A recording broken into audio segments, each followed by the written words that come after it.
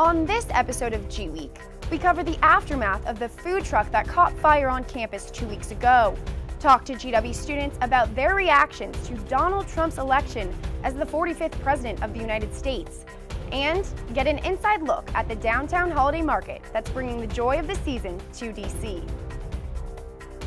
All this and more on GWeek.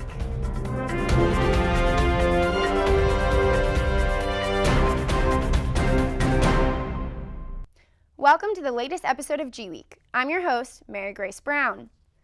On Election Day at 7 a.m., GW's 2017 inaugural ball tickets went on sale for $135 per ticket. The ball follows the official presidential inauguration on January 20th, taking place from 8 p.m. to midnight at the Omni Shoreham Hotel. The event sold out in hours, and a Facebook page was created for students to resell tickets. However, when Donald Trump was announced as president-elect, some students responded to his victory by selling their tickets, some for below face value since tickets are non-refundable by GW. The inaugural ball only takes place once every 4 years, deeming it the ultimate only at GW experience. Following the contentious and unprecedented election and a win for Donald Trump which surprised many, we sent reporter Rudy Venkatesan to talk to students about their feelings post-election. Thanks, Mary Grace. 1 month ago, we decided to hit the streets to ask GW students their feelings on the upcoming election. The majority of GW students did, in fact, support Secretary Hillary Clinton. Seeing as how the new president-elect is Donald Trump, we've decided to hit the streets again to ask GW students their feelings on the results and the controversies surrounding the past election. So how do you feel on Donald Trump becoming the new president? I mean, I don't really know, to be quite honest. Because I don't know how seriously I could take him. Because sometimes he'll say one thing and then he'll say another that kind of contradicts what he said earlier. Donald Trump being the leader of our nation means that there are a significant amount of our citizens that condone hate, and that really scares me, to be quite honest. How do you feel about his cabinet appointments? His cabinet appointments have been very impressive to me.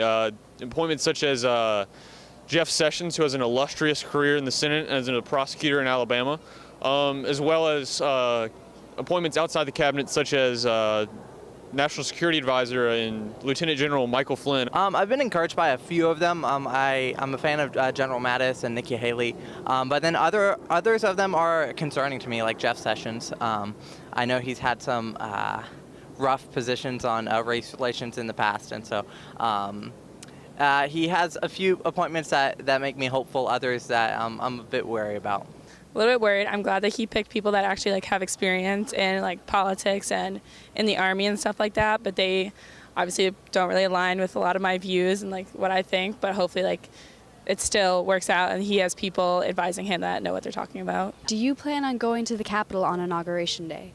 No, I do not. I probably don't even plan on going to the White House. I think that's a thing that just as an American, I'm really excited to experience in Inauguration Day, even if I didn't vote for the president. I think that's a patriotic thing to do. I think it's one of those only a GW things. Exactly, yeah. It's an only at GW moment, and I'm looking forward to it. I think I may go to Inauguration Day to observe, but I will not be celebrating. It seems that GW students have come to terms with the election's results and are hoping that the country will move forward together. For GWeek, I'm Rudy Venkatesan. Thanks, Rudy. A week after Election Day, Senator Bernie Sanders came to GW for his first book tour stop following the 2016 election. The conversation was sponsored by Politics and Prose. Sanders spoke at a sold-out Lisner Auditorium about his time on the campaign trail and outlined his post-election plans. Some lucky audience members even received signed copies of his new book, Our Revolution. The day before Sanders came to campus, some GW students walked out of class in the afternoon and assembled in Kogan Plaza to protest the election of Donald Trump. Here's Eric Robinson with the story. On a Tuesday afternoon, with shouts of "Love Trump's hate" and "No justice, no peace," GW students staged a walkout of class to protest the election of Donald Trump. Those participating wore black to signal to other protesters in class that they would not be walking out alone. The capability of his followers and his potential administration scare me. Event organizers escorted by the campus police department, led students down Pennsylvania Avenue to the White House, where the protest paused. Awesome! The protest then continued through Washington Circle and ended at Rice Hall. There, Student Association Senator Keiko Savoy and Black Student Union Community Service Chair Rebecca Amati attempted to deliver a list of demands to President Knapp that outlined the changes the groups wanted to see. However, Knapp was unavailable, so the students delivered the message to Chief of Staff Barbara Porter, who said she would pass along the information. The demands included increased funding for the Multicultural Student Services Center and the asserting of the university on the side of students of color, creating a place of sanctuary for undocumented students, workers, and their families, and divestment from the fossil fuel industry. While negotiations occurred, protesters remained outside and shared words of encouragement and anecdotes that underlined why representation mattered. Reporting for GWeek, this is Eric Robinson. Thanks, Eric. We will be back with more news after the break. Stay with us. Wonderful academic institution with a fine athletic tradition. Patricio Garino throws it down with two hands. Wonderful city. It's a great place to go to school. Keaton Savage open down the right side. Will go and Duncan with his right hand. Not just a family, it's a whole community.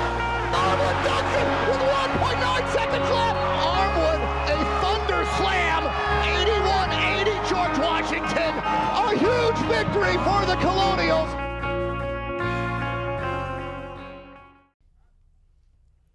Welcome back. Did you know that 2016 marks the 50th anniversary of GW's last football season? The team was founded in 1881 when GW was known as the Columbian College. In the 1930s, the GW football team rose to its peak and claimed what is now RFK Stadium as its home turf. The Colonials were most successful between the 30s and the 50s, when they played other top teams such as the University of Alabama, Bucknell, and the University of Oklahoma. Before the team's decline, Coach Jim Camp won Southern Conference Coach of the Year in 1966. The following year, the Board of Trustees decided to dissolve the program due to low game attendance and high expenses. The last game took place on Thanksgiving Day in 1967. Also on campus, Rolls by You, a new food establishment, has officially opened its doors in the former location of the Fobogro Sandwich Shop, serving highly customizable sushi rolls, bowls, and burritos. This is the company's second location to open in the DMV area. Although many students were disappointed to see the Fobogro Sandwich Shop close after ownership changed hands, they'll be excited to learn that Rolls by You is open 7 days a week and accepts GWorld's payment. Early in November, one of the food trucks parked on campus erupted in flames. We sent reporter Matt Kerwin to get the scoop on the status of the food truck and those injured in the accident. Matt? Thanks, Mary Grace. Earlier this month, one of our beloved resident food trucks, the Falafel Bus, caught on fire. While this was a devastating event, there was comfort in knowing that there were people out there who were willing to help. 3 employees were injured during the incident. Thankfully, they are all recovering well. Nearly $10,000 were raised through a GoFundMe started by freshman John Kim. I had a chance to sit with him and talk about the fundraising. My biggest motivation to help the Falafel guy was that, that guy needs help, Although I do not know that guy, but that guy needs help for sure, with the money, because he lost his business, his business literally blew up. I really appreciate that all the donors were really willing to donate a small portion of their dollars in their wallet, and they're really thankful to everyone who donated. I'm really surprised that so many people care about these people, although they do not know those people. It really restored my faith in humanity, because nowadays people just care about themselves, but there are definitely a lot of people who care about others. It's great to see the GW community banding together for the greater good. For GWeek, I'm Matt Kerwin. Thanks, Matt. GW President Knapp recently announced that he supports the Deferred Action for Childhood Arrivals program, which exempts certain undocumented immigrants from deportation. GW joined more than 180 colleges and universities across the country to ensure that certain foreign students are able to carry out their education. Check out the link below for further information if you think you or a friend might be eligible. This November was Native American Heritage Month, which was created in 1992 under President George H.W. Bush. The month acknowledges the significant contributions that Native Americans have made to this country and celebrates their rich and diverse cultures. This year in Washington, D.C., an opening ceremony at the Department of Interior featured keynote speaker Thomas H. Begay. Begay is United States Marine Corps retired World War II Navajo code talker. There are many fun and educational events that Native American tribes, national parks, and museums hosted throughout the month. President Obama declared November 25th to be celebrated as Native American Heritage Day. We'll be right back after the break. Stay tuned.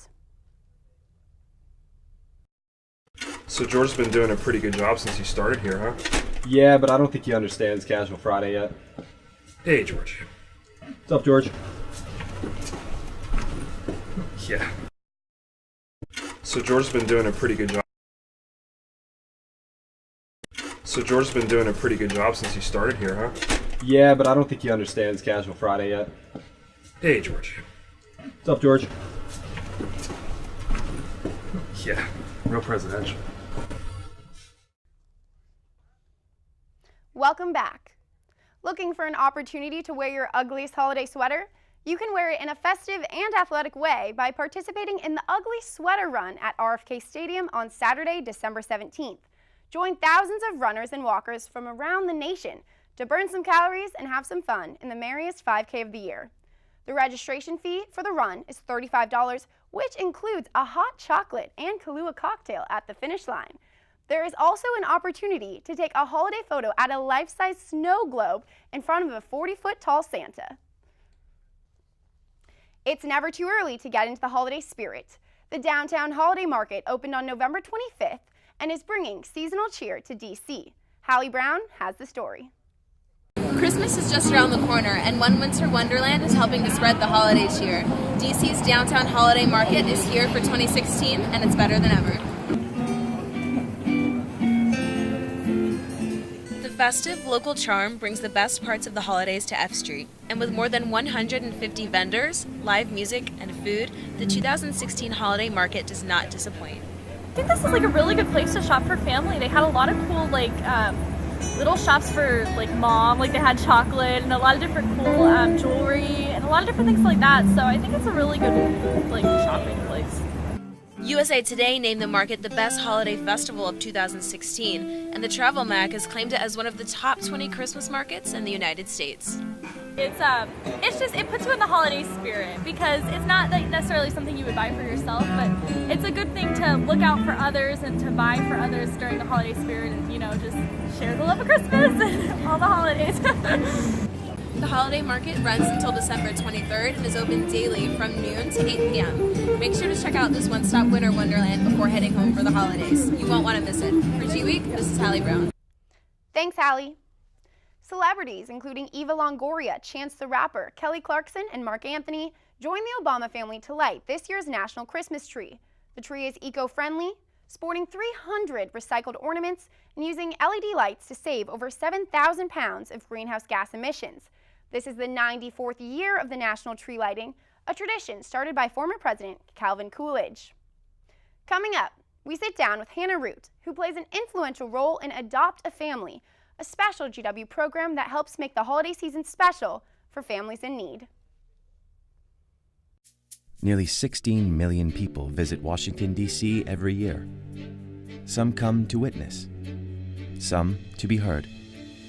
We come to make an impact, to learn from leaders, and to lead others. To create and create change. We are the George Washington University. We come to make history. Welcome back.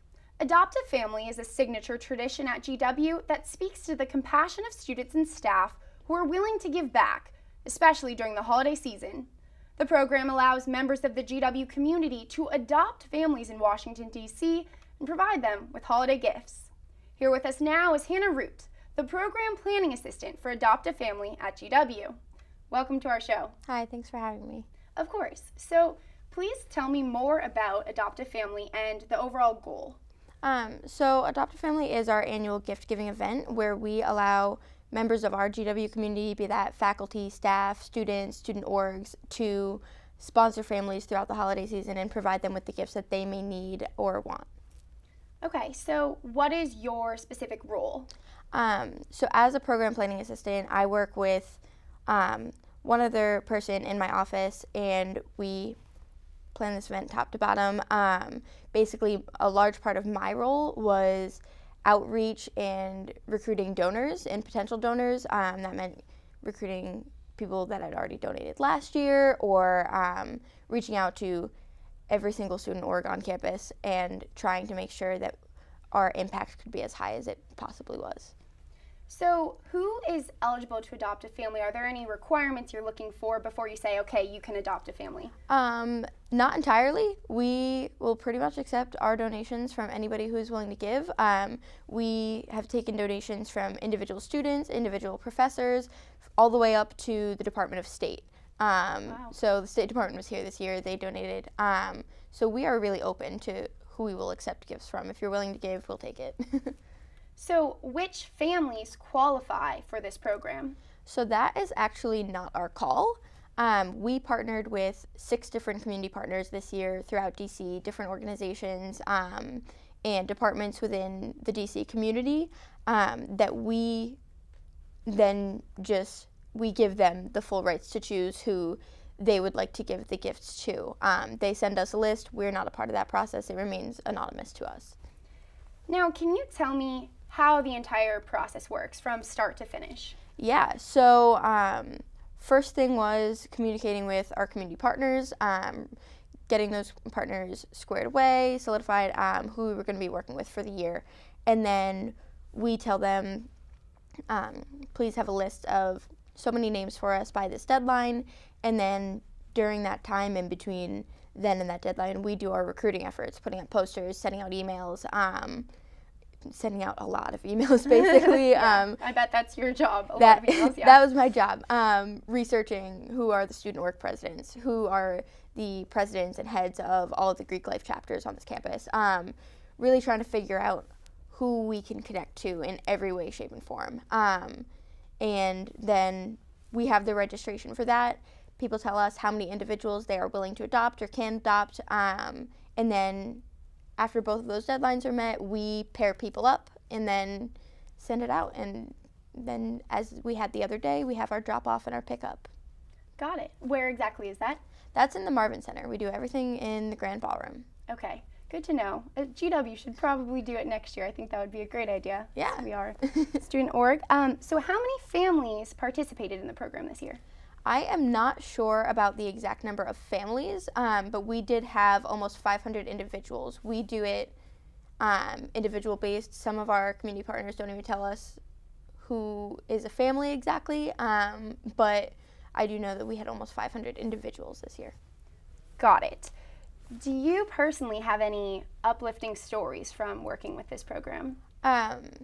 It's interesting because I don't do a whole lot of interaction until the days of, where we have drop off and pickup, because I'm behind the scenes a lot of the time. But I just think that the feelings that you get when the community partners come to pick up, where we in our heads a lot of the time we think like, oh, I didn't do this right, where the community partners are there and they are just so grateful and so thankful, it really puts it into perspective for you, where maybe on our end we see numbers and names and stuff like that, but these people know everybody that the gifts are going to be going to, and so their reactions are really important to me to keep it in perspective, where these are real people that these gifts are going to. And I think that that is just so heartwarming to me, to meet the people who are actually genuinely involved in those communities.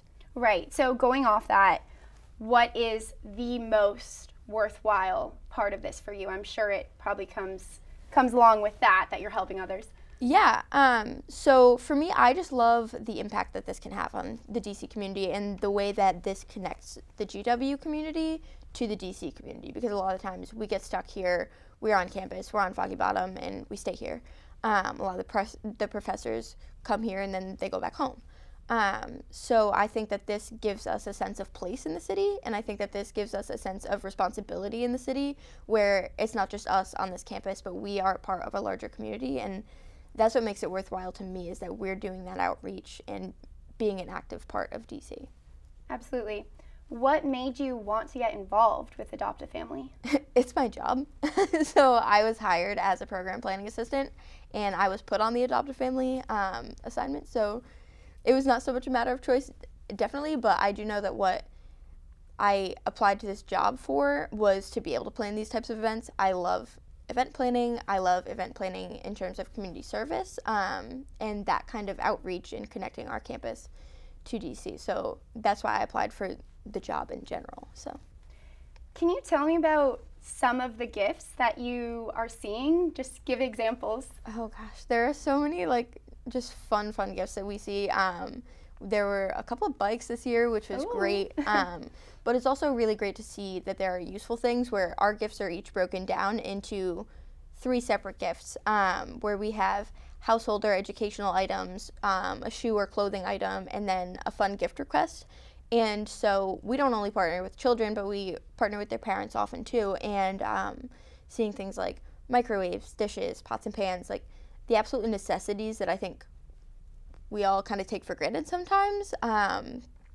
It was really great to see that those needs could be filled in the same way that, if they wanted a gift card or a toy or a bathrobe or something like that, right. Like those needs could also be met. Right, and then just finally, tell me about this year's outcome. Was it pretty successful? We were successful. I was kind of in my head with the numbers and stuff like that, and then on the day of, as I said, you see the community partners, and they're just thrilled and overwhelmed by what we were able to do this year, and we set our limit a little bit higher than we had expected to or we had in years past, and we still had a very high adoption rate, so it was great.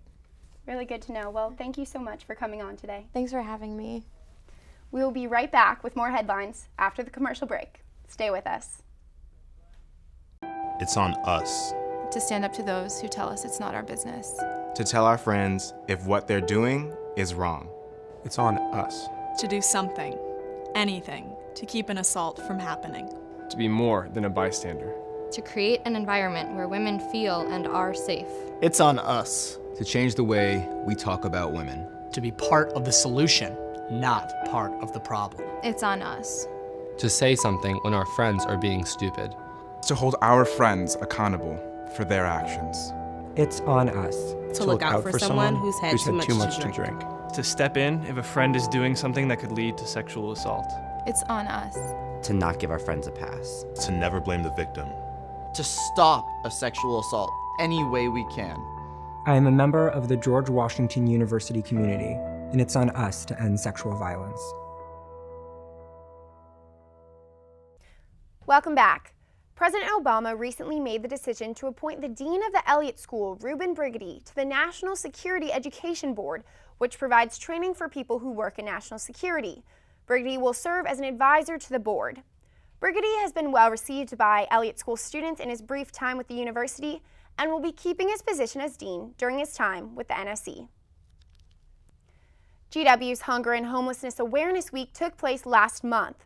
The campaign used the hashtag #KnowYourNeighbor to highlight the lives of those who are homeless and are living near campus. With the colder weather approaching, the homeless population has been a concern for DC Mayor Muriel Bowser, who wants the homeless in DC to get the help they need. The mayor is trying to enact a bill to make it easier for members of the homeless population in DC to seek shelter options within the city. However, this bill is receiving criticism from the DC Council and will not be pursued by the council before January. The GW Alternative Breaks program held its annual fall ball in early November to fundraise for its upcoming winter and spring break trips. The trips aim to strengthen interactions in the global community through service and education. The money collected from the ticket sales helps support students doing community service in various locations in the United States and Latin America. That brings us to the end of our show. Until next time, make sure to check out GWTV on our website at www.gw-tv.com. Thanks for tuning in, GW. We'll be seeing you after the holidays. Have a safe and happy winter break, Colonials.